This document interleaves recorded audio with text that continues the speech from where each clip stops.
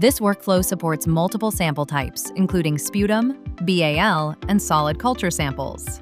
Before starting, make sure all required materials are prepared. As the pre-treatment steps may vary, please follow the workflow that matches your sample type.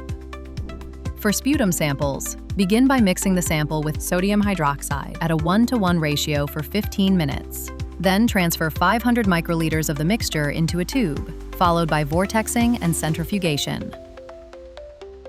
For BAL samples, transfer the sample into a tube, then proceed with vortexing and centrifugation. For solid culture samples, resuspend the colonies in PBS, followed by vortexing and centrifugation.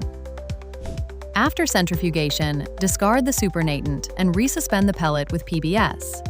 Repeat the vortexing and centrifugation steps 3 times to ensure proper sample preparation.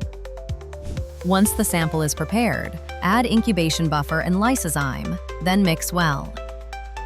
Next, add proteinase K to the sample. Then, incubate the sample at 56 degrees Celsius for 20 to 30 minutes. After incubation, transfer the lysate into the extraction consumables.